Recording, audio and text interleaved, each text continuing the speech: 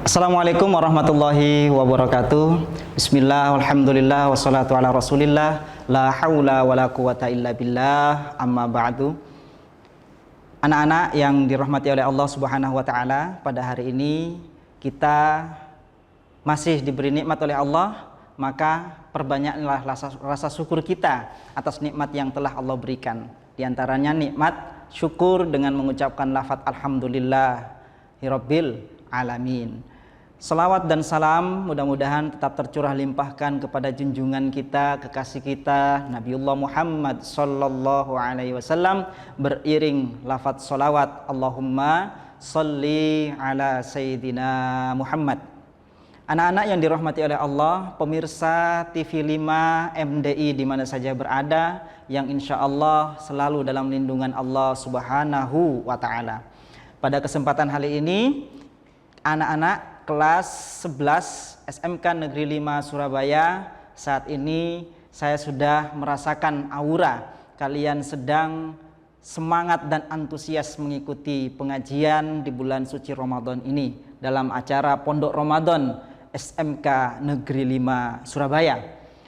Dalam pembahasan materi yang kedua dari pembahasan kelas 11 yang sudah ada pada buku kalian, kali ini saya Bapak Muhammad Al-Fitrah Arufah akan menjelaskan tentang bagaimana kita menguatkan akidah kita dalam beragama, yakni agama Islam. Pemirsa TV 5 MDI di mana saja berada, anak-anak SMK Negeri 5 yang saat ini sedang mengikuti kegiatan Pondok Ramadan, mudah-mudahan senantiasa dalam lindungan Allah Subhanahu wa taala.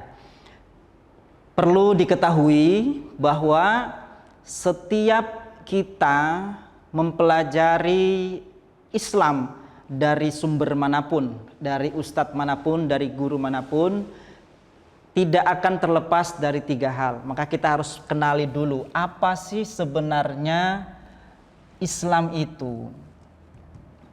Dalam penulisannya kalau di kitab buku kalian adalah Dinul Islami. Apa itu dinul Islam? Agama Islam.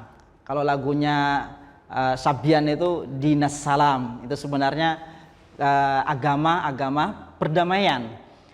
Kenapa kita harus mengenal keislaman dan agama Islam itu sendiri? Ini hal penting anak-anak. Karena dalam kita menjalankan perintah Allah dan menjalankan perintah Rasulullah, tanpa kita kenal esensi agama kita yang mungkin rata-rata sebagian dari kita ini mayoritas adalah Islam keturunan gitu, Islam keturunan. Jadi kita harus kenal lebih dalam lagi. Ketika kita bahas masalah agama Islam, sebenarnya definisi ini sudah terjawab dalam Al-Qur'an yang disampaikan oleh Allah Subhanahu wa taala. Ad-dinu innad-dina 'indallahi al-Islam.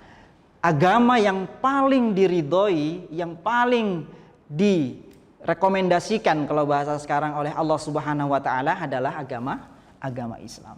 Maka dalam mempelajari agama Islam, kita tidak akan pernah terlepas dari tiga hal. Ada yang namanya akidah. Mohon maaf anak-anak, tulisannya Pak Fitrah kurang bagus ini. Ya. Ada yang namanya akidatun. Akidah. Ada yang namanya syariat. Syariatun. Kemudian yang terakhir ada yang namanya akhlakun. Tiga hal ini akan kita bahas bersama-sama sebagai penguat kajian kita di bulan suci Ramadan ini. Yang pertama, tiga hal ini tidak akan terlepas satu sama lain. Artinya saling keterkaitan. Akidah sendiri itu maknanya apa? Kalau kita buka buku panduan Pondok Ramadan, di situ dikatakan akidah itu aqadah mengikat. Harus ada ikatan. Kita kadang sudah diikat. Nah, ikatan ini harus kita bawa kemana-mana. Ketika kita berada di pasar, ikatan ini kita bawa. Berada di sekolah, ikatan ini kita bawa. Berada di masyarakat, di jalan, ikatan ini kita bawa. Ikatan ini yang dimaksud adalah lebih cenderung kepada keimanan kita. Iman yang kita bawa ada berapa anak-anak? Rukun iman ada 6 ya. Amantu billah, iman kepada Allah, wa malaikatihi wa kutubihi wa rusulihi wal qadri khairihi wa syarrihi. Jadi ada 6 iman ini yang sifatnya gaib. Bayangkan hal-hal yang gaib kita imani, ini adalah satu hal yang luar biasa. Tak pernah kita berjumpa dengan malaikat, tapi kita dianjurkan percaya pada malaikat yang mencatat amaliyah kita. Tak pernah kita berjumpa bagaimana bentuk neraka dan surga, tapi kita yakin bahwa neraka dan surga itu ada. Akidah ini kita bawa kemana-mana. Dengan kita membawa akidah yang baik, kita masuk ke level syariat yang bahasa arti lafadznya syara' itu jalan. Jadi jalan untuk menguatkan akidah kita harus dengan bentuk syariat. Syariat yang selama ini kita laksanakan, kita kenal biasanya dengan istilah rukun Islam. Ya. Islam kita itu apa rukun Islam? Ada 5. Antashhadu alla ilaha illallah wa antashhadu Muhammadar Rasulullah wa aqimis shalah wa shaum ramadana wa hajjul bait wa atuz zakah. Kemudian hajjul baiti man istata'a ilaihi sabila.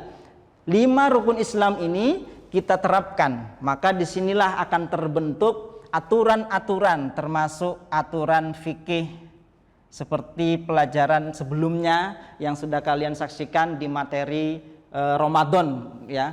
Kemudian ada muamalah. Nah, muamalah ini apa? Bagaimana kita berinteraksi dengan sesama manusia dengan cara menggunakan ajaran-ajaran ilmu fikih yang ada.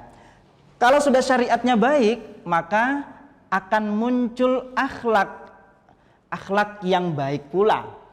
Salah satu contoh yang gampang kita rasakan adalah ketika kita melaksanakan fikih. Salah satunya ibadah fikih kita mengerjakan ibadah sholat.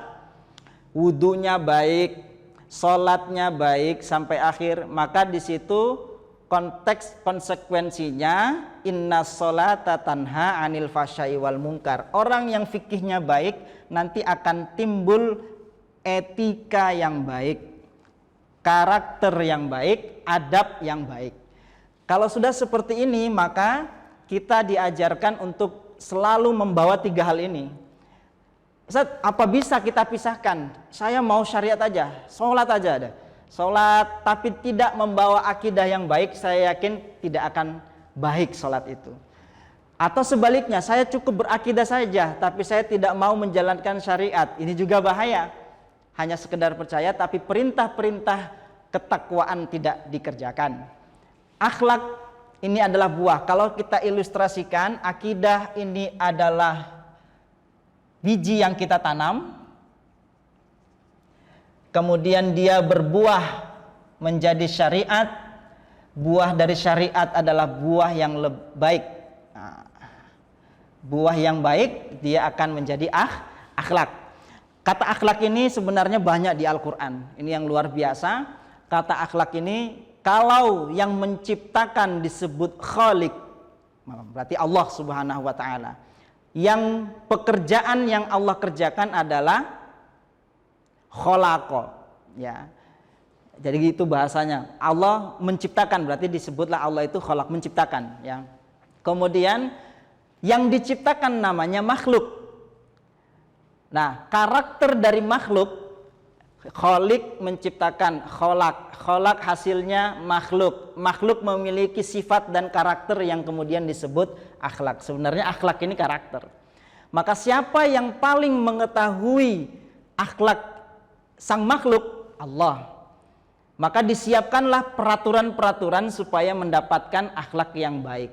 Sejatinya sang khaliq atau Allah Subhanahu wa ta'ala itu ketika berkholak itu maaf ini qaf ya. Nah, berkholak maksudnya menciptakan. Kemudian hak jadinya adalah makhluk. Dari kholik dan makhluk ini, maka sifat karakter itu disebutlah akhlak. Siapa akhlak yang akan kita tiru dalam kehidupan sehari-hari kita? Tidak lain dan tidak bukan adalah Rasulullah Muhammad SAW, sebagaimana beliau menyampaikan sendiri, innama bu'ithu liutammimal makarimal akhlak, bahwa kata Rasulullah, aku diutus semata-mata untuk menyempurnakan akhlak yang dulu tidak baik, yang dulu akhlak jahiliyah menjadi akhlak Islamiyah yang sekarang berada di tengah-tengah kita. Anak-anak, ini kurang lebih teorinya. Sekarang saya akan mengetes kira-kira ada beberapa contoh kenapa orang akhlaknya kurang, syariatnya kuat, akhlaknya tidak ada, atau sebaliknya, tidak ada keseimbangan antara tiga hal ini. Salah satu contoh, misalnya ada acara di YouTube, kita lebih memilih acara yang kira-kira meningkatkan iman kita atau justru yang akan menghancurkan iman kita. Ketika kita memilih acara-acara, misalnya di TV 5 ini sudah ada acara namanya acara karomah menjelang berbuka puasa itu. Tapi terkadang orang-orang lebih memilih yang lain. Nah, artinya ada dorongan akidah yang kuat, ada syariat yang mungkin juga kurang, sehingga akhlaknya pun memilih atau mengambil sikap yang tidak terpuji. Naudzubillah min dzalik.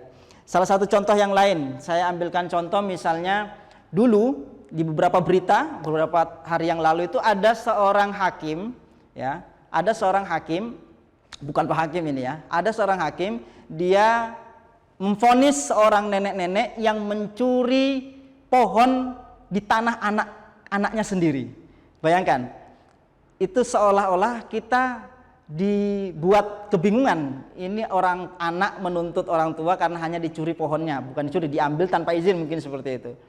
Tapi luar biasanya sang hakim ini tetap melaksanakan tugasnya dengan membawa etika, membawa akidah, dan membawa syariat.